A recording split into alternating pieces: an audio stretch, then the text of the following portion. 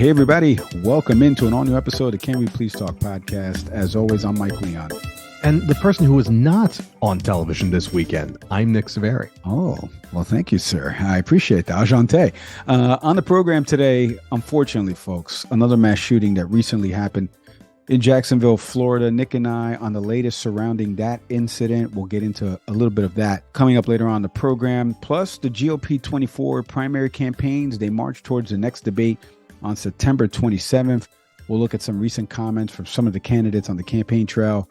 And then, in our final segment, time for Professor Saveri to grade my recent appearance on Fox News Live, recently on a political panel.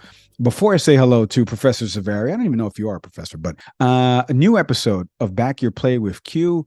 College football is in full swing. Rich previews the college football season, makes his Heisman and playoff picks as Nick Costco, from On3 Sports joins him.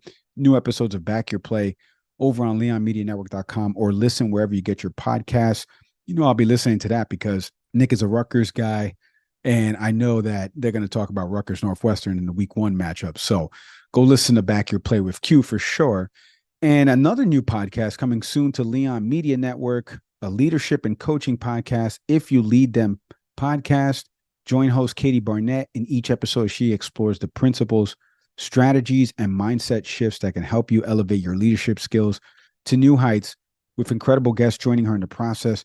This show is coming soon to Leon Media Network. You can subscribe over on LeonMediaNetwork.com. Get updated when the new episodes drop. Excited to welcome Katie Barnett into the family. Go follow her on Instagram at Katie Ann Barnett. She's great. This show is really going to be cool. Nick, as somebody who does leadership and coaching in the education space, I know something right up your alley. Now I say hello to Professor Nicholas Saveri. How are you doing, sir? How you been? Like, I haven't, you weren't here last time. I got 2 fill-in hosts with Maura Gillespie. Shout out to Maura Gillespie, former Deputy Chief of Staff for Representative Adam Kinzinger, and Marie Hart, Fox News contributor, former advisor to Secretary Kerry. They joined me last time on the debate episode. We called you out in the ep that you were out in Ocean City pounding crabs, we said, trying to smash a crab at the dinner table, as we were all picturing. Now, how you been, my friend? Long time no see.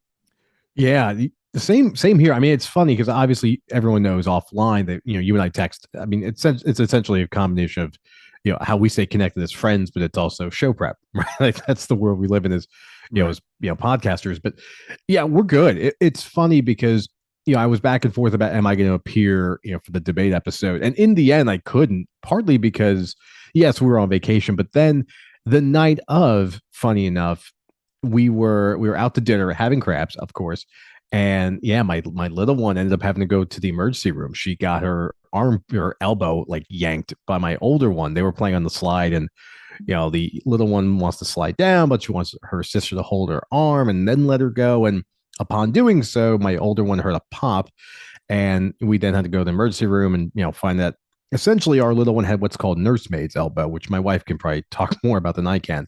And essentially it just means that one of your bones within your elbow kind of gets out of place, and you have to twist your arm to get it back in. So we had to end up going to one hospital to have it taken a look at, and then we went to another hospital because it still wasn't quite working. So now our little one's fine. As soon as the twist happened and it popped right back in place, you couldn't tell which arm was bothering her. She was just happy. And wow. As you were talking, I think Laura and I were looking at I think New York Times had an ongoing feed minute to minute of statements from the debate. So here we are in the emergency room, our little one's watching like SpongeBob or something on television, and my wife and I are just sort of following along. And I'm sitting there thinking that even if I wanted to be on the show, Mike, Marie, and Maura, they're doing their thing. And yeah, there's no, I'm I'm in the ER right now. So when you mentioned to me, Marie's comment, I laughed. I'm like, crabs would have been a hell of a lot better than how we spent our evening. But no, we were good. But I said at the start, over the weekend, I knew you were heading out to New York. We're going to talk more, obviously, in a minute about that. Not New York. Sorry, you were in DC. I think, DC. With on Mike Emanuel's program.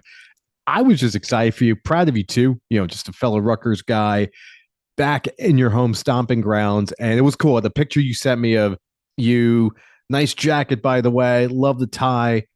And the Chiron, of course, saying Fox News, and just there you are. And I'm like, shown this to my wife. I'm like, look at him. It's our man's all grown up, right? Well, Like it's in listen. swingers, but yeah. Yeah, seriously, defense fund. I appreciate that. First of all, the kind words, and shout out to Mike Emanuel, obviously a Rutgers guy. He's been on this program before, chief Washington correspondent for Fox News. We love him. We love what he does over there at Fox News. I think when we've talked about the network a bunch, we've always mentioned the people that you can watch at the network that do the news, right? There's a news side of the house, there's an opinion side of the house. Whether or not you want to debate about that, that's all. If you've never worked there, you don't know. Like they're operating within the confines of what a normal news network would do. ESPN shows you Sports Center highlights, and then coming up here's Stephen A's stupid takes. Right? It's pretty much the same thing, just swap in Jesse Waters. So, but shout out to Fox News first off for having me on.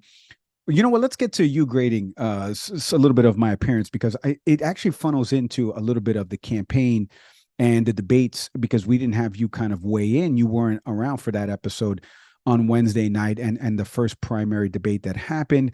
Winners and losers. I want to get your takeaways on that. But I got asked on the panel on Sunday. We started talking about the GOP campaign field, who got the biggest bump, and we transitioned really into Nikki Haley and something she recently said on Fox News earlier in the day. So, Nick, take a listen to this, and you're going to hear my comments as well, and then you're going to react. Take a listen. We have to make sure that we have a new generational leader that's going to bring in not only Republicans, but we're going to pull back the independents. We're going to bring back in the suburban women. We're going to bring in Hispanics. We're going to bring in the Asian community. We have to make sure we win this because the thought of Kamala Harris being president should send a chill up every American spine.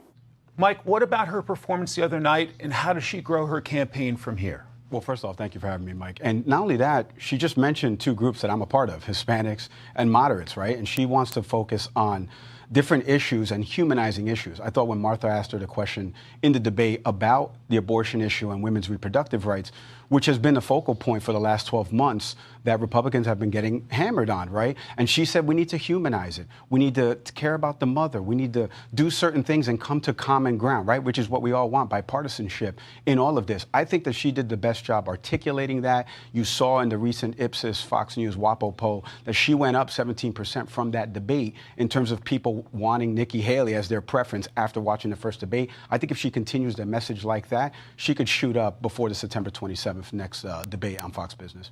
So just real quick, some background and context for you, Nick, before you grade the performance. The poll that I referenced there, actually, again, Fox News, Washington Post, Ipsos, had a poll. 755 registered Republicans took this, or at least were a part of this survey, asking them who would be your preference now in the debate after watching the first debate. Let me read you exactly what it said. Which candidates are you considering voting for after watching this debate? So Nikki Haley before the debate was at 30% with this group. She jumped to 46.7%. Ron DeSantis was at 63%. After the debate, he only jumped 4% more. Donald Trump actually dipped 5% in that poll from 66% to 61%. Vivek Ramaswamy, jumped up to about 5% from that. And everybody else was very minuscule. But Haley had the biggest bump, 17%. She had the pushback with Vivek about Ukraine and his support for Putin, or at least appeasing Putin and letting him take, parts of Ukraine that they've already kind of taken. She humanized, like I mentioned, the abortion issue, which we've covered on this show in the different states, Ohio and Kansas and Kentucky, red states, some of them, purplish, that have all had abortion up on the vote, and it's gone Democrats' way, right? So we all know these things, and Haley came out during the debate, in my opinion, and answered the question in terms of wanting to have sensibility around it, right? No federal abortion ban, also not jailing the mother. We shouldn't be doing things like this, humanizing the issue. So background and context for you about that. We talked about a bunch of other things on the panel. Now, Professor Zavari, letter grade, and then also what Haley said, what Mike Leon said. I thought you were great. And am I partial when I give that grade? Yeah, but yeah, I gave it an A. It's funny because I'm comparing it to, you were on Eamon's program. And I think this one, I wouldn't say more professional, but maybe more seasoned. I like John Amon's program too. I'm referring to, of course, to Amen Mohideen on his program on MSNBC. I thought it was just growth. I thought you were great on the first program. I think this one, takes it to the next level. There's more of a presence there. I don't know. Maybe it's, all this time that we're doing podcasting and all the work you're doing with the other programs and such. But yeah, I think there's a growing presence that you have. I think you felt like a natural fit. I thought you did too on the other show, but this one even more so. And maybe it's because, previously in an earlier life, you were obviously a member at Fox News, but I thought you fit in really nicely. It was funny, just, seeing you with the glasses and the jacket and everything. I had this weird connection to Juan Williams a little bit. Like that was kind of the vibe you were giving, which was like intelligent, moderate, not taking the red bait that the network is often known for. All this being said, this is a testament to the show that Mike does, that with Fox News. And I have a complicated relationship with Fox in the sense of like most people. I know there are good people there. Marie, obviously being on this show is a couple of times a really good example of that. But at the end of the day, this is the Frankenstein that Roger Ailes helped build. And it's still the Frankenstein that we're living with. And in many ways, it's still maybe the Frankenstein that helped lead to yet another shooting, in Jacksonville this past week. So there are complications to it, but I do agree with you about recognizing, not just with Fox, but any televised news program these days, the different wings of the house, opinion versus, news, and one's ability to make sense of it. But that aside, I thought you were great. I'd always watch it when you're on television. So I thought you did a great job. As for the debate, as I was looking at the transcript and the quotes, and I followed it all through New York Times, which to their credit, no spin, just simply put out what people were saying. I would agree with the assessment about Haley's bump, which obviously was measured by that poll. Nikki Haley and Vivek, I thought, came out as the winners. I think Vivek plays this game really well. And there have been clips of him all over where he's factually incorrect, but he won't stop talking. And for the sake of a debate and for the sake of where this race is going to go to, that's kind of the presence you have to have. Even that Chat GPT line from Chris Christie, which I thought was quite funny, doesn't sway Vivek. He's loud wrong, but maintains a presence which on that stage you needed to have. I give Nikki Haley rather a lot of credit. I don't agree with her on many things. This is the former governor of South Carolina, governor who at the time was her response to the mass shooting in Charleston, of 9 African Americans in a black church by a white shooter, was distasteful. But in the discussion of humanizing this conversation about abortion, I agree with her. I would obviously go a little further left than she does, but I think on that stage, she makes a good case. Now, bear in mind, I say that with the recognition that everyone else on that stage has an abominable sense of what's happening. And it's embarrassing that you have so many men that want to have an opinion on what a woman does with their body to the tune of 6 weeks abortion bans in the case of Florida, or someone like Mike Pence who sees absolutely no purpose whatsoever in a woman's right to choose. And compared to all that nightmarish, dystopian view of how women's bodies should be treated, she comes out as a sensible person. Does that say a lot about her? Or does it say a lot about the other people on the panel? I'll let our listeners decide that. That bump is real, though. College football is upon us, so I'll use that example.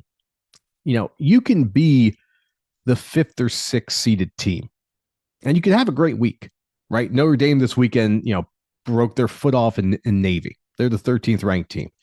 They'll pick up some percentage points when we start doing more rankings and stuff. But they're not the number 1 team. They ain't Georgia. No matter how good a weekend we have coming up from Michigan or Ohio State or Alabama, all these teams, the Bulldogs are still on top. And that's what Trump is in this case. No matter how well Haley does. And there was someone, I forgot who said this, but that Haley is the nightmare for Democrats. What seems to be a moderate Republican. I say seems, folks, because I think you do want to pay attention to her views on economics and other factors, other stances. Which, by the way, if you go to Nikki Haley's website, not really there, by the way, and that's a little alarming. about where she stands on everything from abortion to taxes and the like.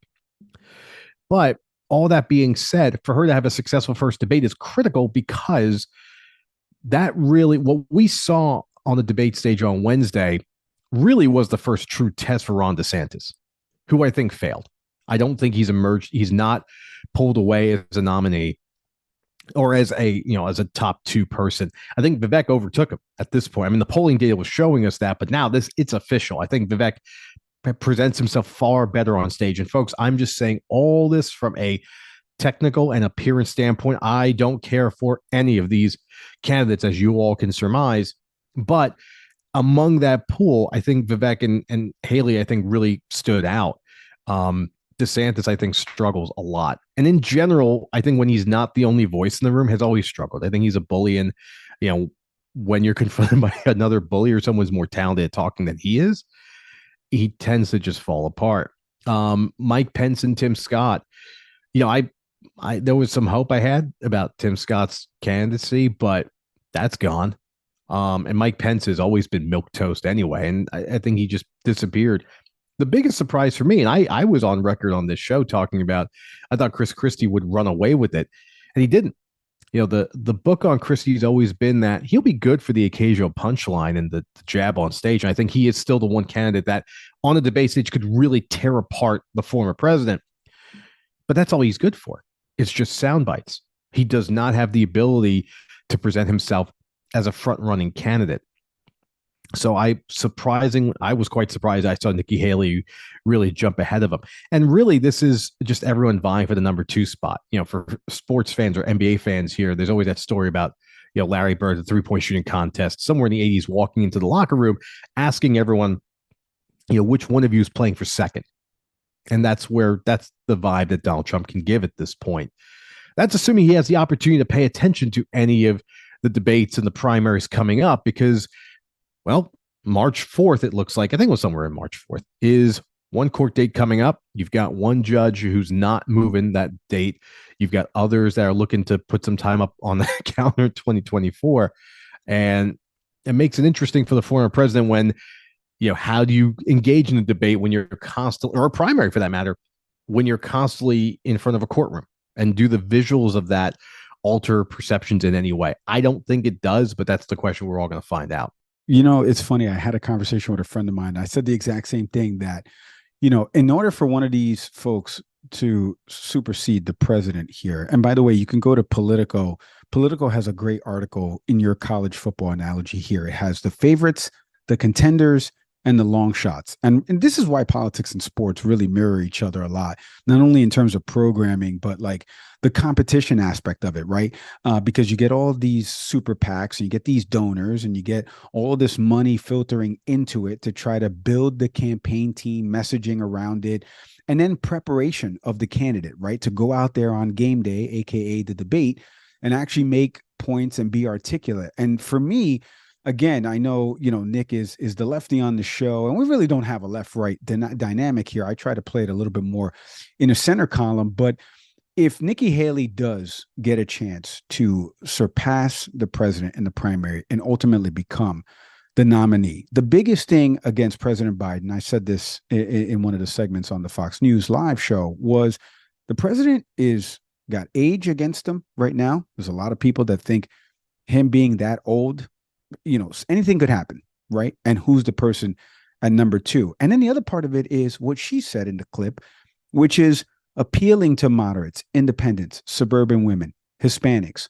all those voters that flipped from Trump to Biden in 2020, that eventually got President Biden to win Arizona, Georgia, states that Democrats have not traditionally won. That was part of the issue. And having a more moderate candidate that's younger, especially a female, that's humanizing issues, whoever from her campaign team that told her to say that, humanizing an issue is exactly what some people that have come on this show have said. That we've had police officers, when we talk about the shooting, we're going to get to the Jacksonville shooting in the next segment, humanize the officer, humanize the person. When you go on the call, the officer should be humanizing the person. We've had tons of people say that. And I thought Nikki Haley articulated that the best. And you can see it in terms of the bump that she got in terms of the polling.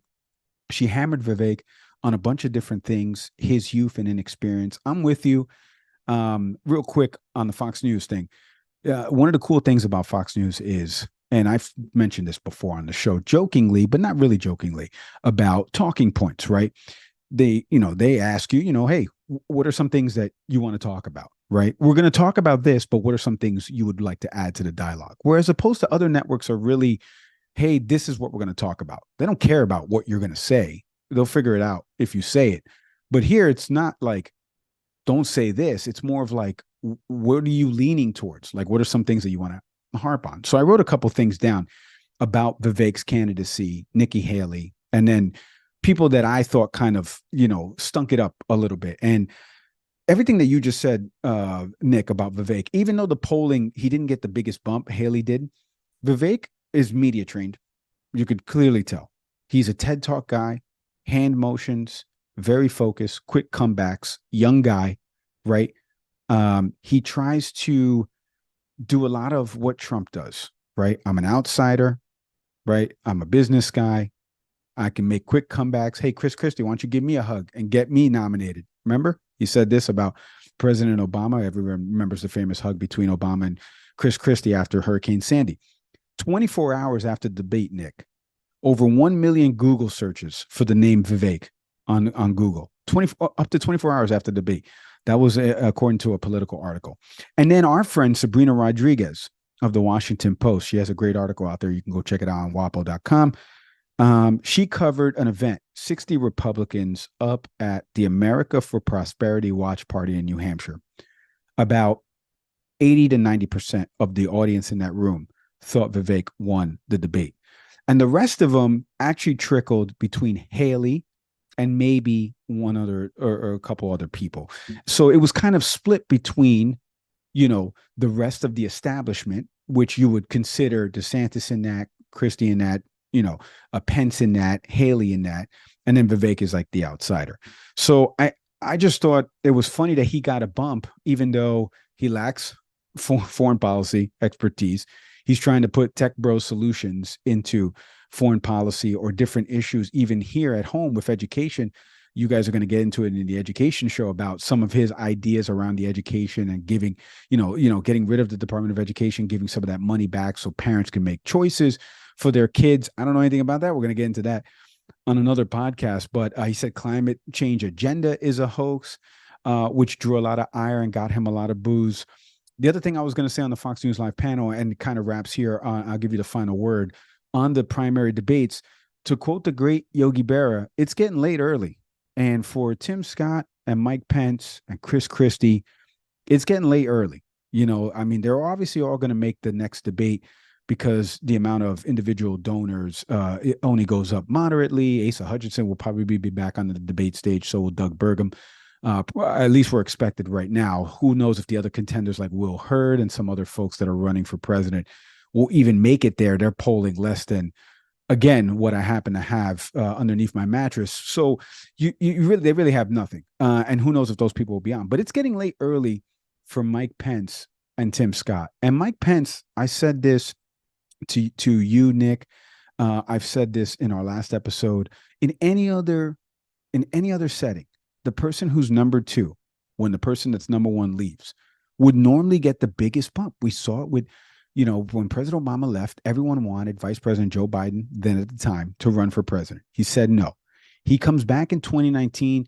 Everyone thinks, he's not so much aged out, but like he has no shot. Pete Buttigieg catches a little fire with some talk here and there, right? You still got Bernie out there. And like all of a sudden, Biden's the nominee. I can unify everybody, moderates, independents. So I said this on the panel. And Mike Pence, in a normal world, would be getting that kind of bump. And he's polling at like 1.2%, and he's over here making the points of, hey, I've done pardons, Vivek. You have no pardon experience. I've balanced budgets. I was a House conservative before it was cool. He was making all of these points about his experience, which is great. It's just not resonating anymore. It really is not. Tim Scott was barely getting a word in edgewise. It was really the Vivek show and Nikki Haley pushing back on a lot of the things. And I'm with you. And Marie said this in the last episode. Ron DeSantis, to me, I say this all the time about you and I with this show. We can practice, but we can't sound rehearsed. And Ron DeSantis sounds rehearsed. Ron DeSantis sounds like somebody who not only practice, but when he gets out there, he is rehearsing what he practiced. That's why you get the awkward smile. That's why you get the, you said Fauci down and you tell him this. And it's all rehearsed because that is stuff that goes from debate prep onto the show. You can't do that. It's why SNL has a dress show before they actually have the live show, right? You want to know what you're going to do, but you don't actually go do that. You can improvise, my man. He doesn't have that gene. He doesn't have that quality. Maybe, again, if seeing the former president in court starts to sway people to him and he ultimately becomes a nominee, maybe for the Republican side of the House. But in the general, I'm telling you right now, there's no way in my mind, after seeing everything I've seen kind of unfold here so far early on in the primary season, there's no way that Ron DeSantis will be president of the United States. I give you the final word before we go to the break, Nick, on the GOP debates. Put a little bow on it for us. Yeah, I would say that even this is still the race for the number 2 spot. If I had to make a prediction from this debate, and there'll be others, obviously, from its current trajectory, if I had to lay money, a year from now, when we get close to primary season, actually, we're getting close to, about a year from now when we get towards Iowa, right? Iowa and New Hampshire. I would bet that the number 2 candidate will be Vivek. Interesting. We're going to see. I mean, we're going to see. And listen, we've invited Vivek on the program. If his people are listening, check your inbox first and foremost. We've invited him on here. Nick says he's not invited to the Indian cookout. But I'm going to put the cookout together. I'm going to invite both of them on, and we're going to have a conversation. We'd like to have them on the program and some of the other candidates we've invited too. So stay tuned for that in the coming weeks as they prepare for the September 27th debate. When we come back after the break, Nick and I will get into the recent shooting that happened at that Dollar General store out in Jacksonville, Florida. More on that when we come back after the break. This episode is brought to you by Kitcaster. Kitcaster books you on top podcasts. How do funded startup founders attract prospects and talent? Podcast interviews. How do entrepreneurs with exits find new deals? Podcast interviews. How do C-suite execs differentiate in crowded markets? Podcast interviews. Kitcaster books you on top podcasts. Click the link in the show notes for a special offer. Celebrate good conversation. This episode is presented by our friends, our good friends, over at Fresh Roasted Coffee. The coffee that's keeping me awake when Nick Savari's putting me to sleep with one of his trains of thought. You give me a look here, Nick. Give me a little bit of how Fresh Roasted Coffee keeps you awake when I'm boring you with some of my trains of thought. Okay, thank you. Interesting introduction. Folks, I'm a huge fan, as you all know, of Fresh Roasted Coffee, primarily for the simple fact about diversity. If you're a tea person, they've got you covered. If you're a coffee person, they got you covered too. Mike and I take our coffee very differently. Mike is a Keurig man. That is efficient. That is tasty. That's the way to go. I am a French press person. Nowadays, I actually grind my own beans. So when I get my batch of fresh roasted coffee, it goes right into the grinder, then to the French press, boiled water, let's go. But in either case, our cup of coffee comes out delicious. Mostly because they ask you at the jump, just tell us about you. Simple quiz. They'll direct you to the bean or brand that you should be getting in touch with. And that's the way to go. And then they just produce an incredible cup of coffee, again, regardless of how you do it. No, that's exactly right. You can take the quiz over at freshroastedcoffee.com. And in the show notes page right now of this episode, hit the link for a discount or enter in the promo code after you've taken the quiz, after you've selected the coffee you're going to order. Enter in the promo code, can we please get 20 for 20% off your first purchase. I'm telling you, this coffee is delicious. Go to freshroastedcoffee.com today.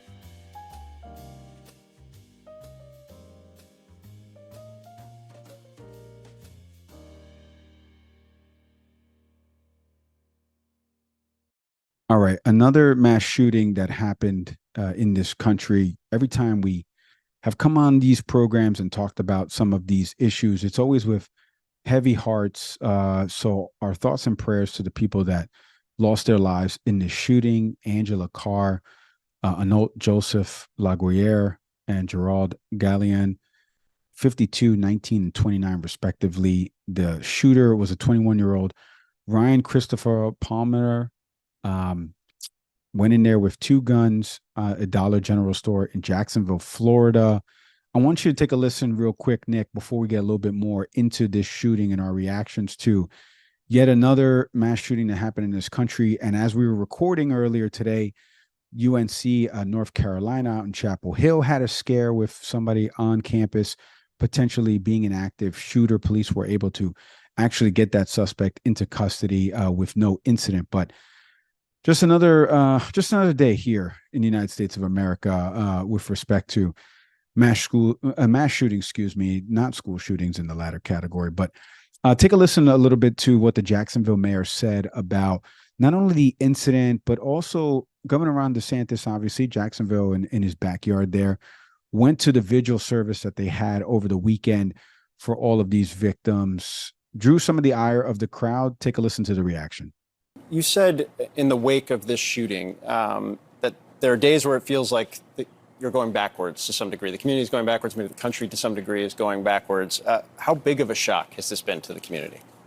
Well, unfortunately, I would say that it hasn't been much of a shock, Phil. This is something that happens all too often. And we have a violent gun problem in our community. We have a violent gun problem in our country. We know that. We also have a problem with racism. And I think that every step on the path that we take either is a step toward more unity, which is something that I desperately want for my community, or it is a step in the other direction. And I think that we all want unity. You mentioned Governor DeSantis' visit. You were with him at the vigil. I want to play something because it was striking, the response that he got at one point during the vigil. Take a listen. Don't worry about it. We've already been looking to identify funds to be able to help one, make sure there's adequate security for Edmund Waters College. We are not going to allow... Mayor, you mentioned he's offered assistance. He was there in person at the vigil. Why do you think that response transpired while he was there? Well, listen, as I said, I give him credit. He walked into a crowd that he knew was going to be in opposition to many of his policies. And so I'm glad he was there to listen. And I personally think that that's a step in the right direction. But I think he does need to hear those folks. I mean, it is a community that has been injured over and over and over again. And either we are walking in the direction of truth when it comes to our systemic racism in our city, in our state, and in our country, or we are in denial about that and creating policies that don't really help in that regard. And so I think as I said, any steps in the right direction start with better communication. So I think he heard from a community that is hurting and absolutely devastatingly tired. So you heard the boos there. You heard the mayor, Donna Deegan, there. DeSantis, as the boos were happening, was saying that Florida is going to give $1 million to Edward Waters University, to help strengthen the school security in the wake of the attack. Governor DeSantis says we're not going to allow our HBCUs to be targeted by these people. Obviously, he went on to describe the killer as a scumbag. Edward Waters University, if you don't know, it's up in Newtown. It's like a predominantly African-American, Hispanic area of Jacksonville. And the sheriff there, suspect went in with a bulletproof vest, like I mentioned before, 2 guns. He had texted his father to check his laptop. He had left a manifesto as usual. And the father, obviously called the police department. And it was too little, too late, unfortunately, in terms of the shooter already being there and doing some of the damage at the Dollar General store. Then he fled over to the parts of the campus and eventually taking his own life. In 2017, real quick, just because I know we're going to touch a little bit about not only the shooter, but the first argument that always happens with this is, did this guy get guns legally, illegally? What type of guns did he have? What are the laws on the books in Florida? So according to authorities, it looks like that there was no flag that would have come up in this guy's background, even though he had something happen to him in 2017 when he was the subject of a law enforcement call when he was 15 years old. The state has the Baker's Act, which it allows people to be involuntarily detained and subject to an examination for up to 72 hours during a mental health crisis but either that wasn't properly implemented or it expired. The sheriff couldn't give a clear definition on that. So if there was a Baker Act instituted on this particular individual, they would have come up in a background check and been prohibited from getting the gun. That didn't happen, which means he passed all the background checks legally and purchased these guns legally. So he was able to do that. So I know that's always going to be the argument on the other side of this. And I'm with you. More laws, make it harder, right? Make the people go thousands of miles to get that gun and then come back, make it harder, right? Deterrence, right? We believe in the Second Amendment. That's fine. But people like this should not be able to have access to guns. I think we can all agree on that. And funny enough, I'll mention at the end of the show too, because the panelist that I was on with, Bill McGinley, former assistant to President Trump, is actually doing something around school safety and a commission and working with some of the victims of Parkland school shooting that happened. So more on that in the coming months. But I remember just talking to him about this, and it's like, we just got to have some sensibilities about this. Like either whether it's getting the AR-15s off of the streets or whether it's just really stricter federal laws that supersede state laws where we can actually have some rigorous checks in place. But it looks like even with those checks in place, unfortunately, this person still got these guns legally.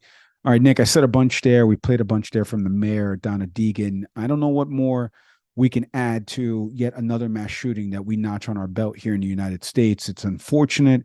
It's disgusting. I hate it. I don't know what else to say about it, but I'd love for you to give me your thoughts on everything that happened here, and obviously the mayor's comments as well about how the town's feeling and her reaction.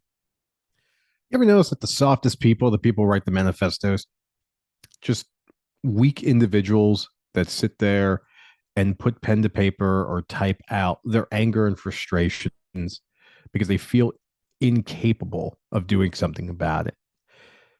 And yet these are the folks, like any other ordinary citizen, that can access these weapons. Think of the following cities: Buffalo, El Paso, Charleston, Pittsburgh, now Jacksonville. So what they all have in common is that mass shootings that were all racially motivated. You'll notice that the folks who like to say, well, let's not make everything about race, go awfully silent these days in these matters. As a country, sometimes we try to look for the smoking gun. Some people do because they don't believe in systemic racism. They don't believe in covert racism. But then something like this happens, and then they recognize, well, okay, that was clearly racist. Like, you need this to tell you that racism is a problem in this country. People are not born this way. This is something that's nurtured within folks. And as a country, we should always examine what it is environmentally that produces this kind of hatred. Because like in the areas, like in the examples I gave earlier, race plays a role.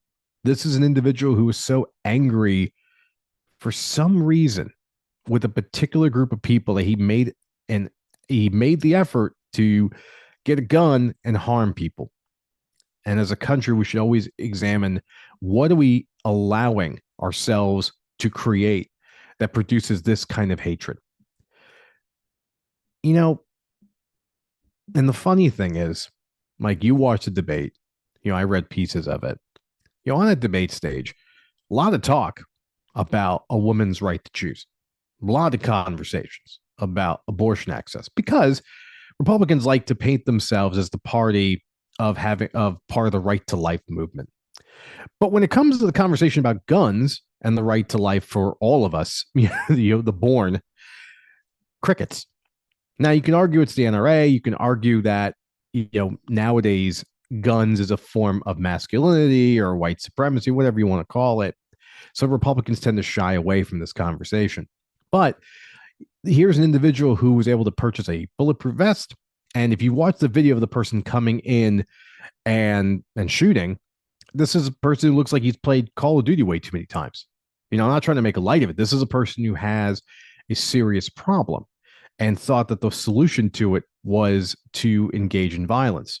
We often hear when this happens about the mental health conversation. there's the argument of, well, let's not talk about the racism. Let's talk about the guns. Let's not talk about anything else. The fact that we have a mental health problem as a country.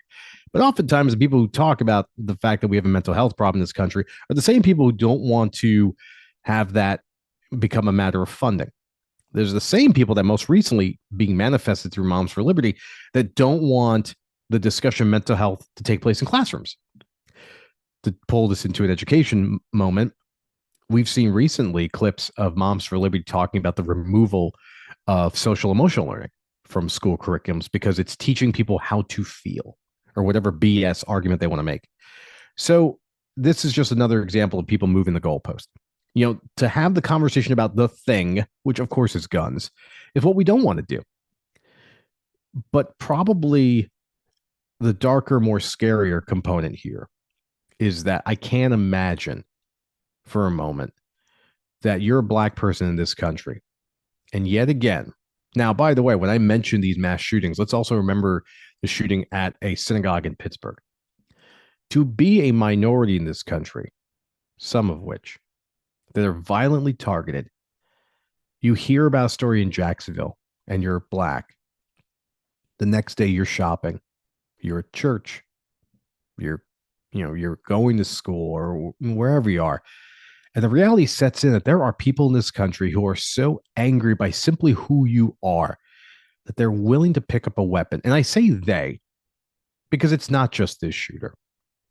We've seen enough evidence go through social media. You can see the kind of discourse that we're seeing play out these days, that there are plenty of people who are just angry at minorities, angry at people at non-heterosexual people. And in this anger, there's the ability in this country to have access to weapons to do something about it. And yet again, we have a group of people targeted. And the question is, what are we going to do about this? I've seen Merrick Garland talk about the fact that the purpose of the Justice Department was at a federal level to historically to protect the rights of Black citizens, post the Civil War. Well, if we're serious about that, then we should be doing something about it. We should be figuring out what informed this shooter. And the question you have to ask yourself is, what are we prepared to do about that? Yeah. I want to give a quick correction as we wrap here. At the University of North Carolina shooting, there is somebody that is dead. The suspect is in custody. I said before that it was without incident.